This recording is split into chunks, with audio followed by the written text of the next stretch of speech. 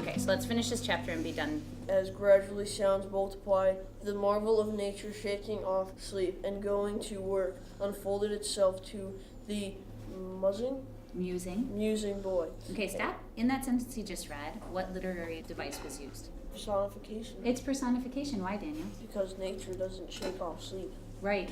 So it's nature as a person, shaking off sleep and going to work unfolded itself to the musing boy. Okay, go ahead. Now a procession of ants appeared from nowhere in particular, and went about their labors, one struggling manfully with a dead spider 5 times as big as itself in its arms.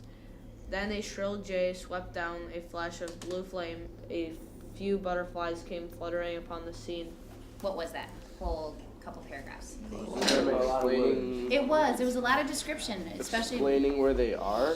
So it's just explaining what morning was like, and this is probably the most description that we've had from Mark Twain so far, right? Okay, go ahead. But this only gratified them, since its going was something like burning the bridge between them and civilization. Stop. What just happened? The raft went away. And this is an island miles off the mainland. Oh. That's why it took them 2 hours to get there. So these Oh, boys. I thought it was just like a whole should just like swim. new city, just like.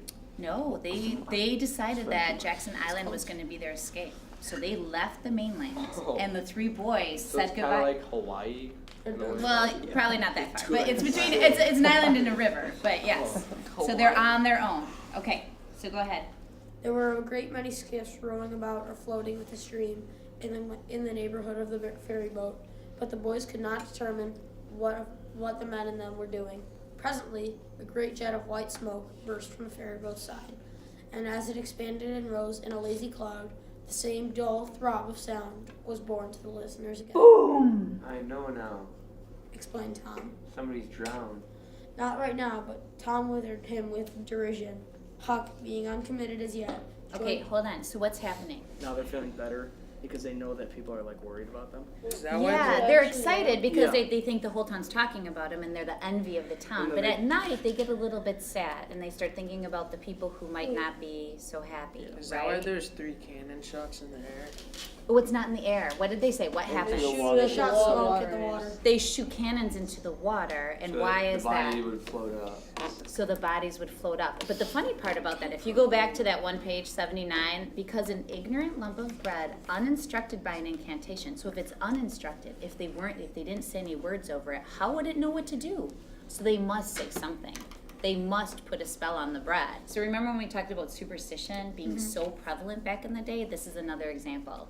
So at the end of the book, one of your essay questions will talk about superstitions and how important it was in the time of day. So this is something you could refer back to as your example. Okay, so anyway, they put the bread in, and if the bread goes over, the body will rise when the cannon shoots, and that'll tell them where the dead body is. As the night deepened, Huck began to nod, and presently to snore. Joe followed next.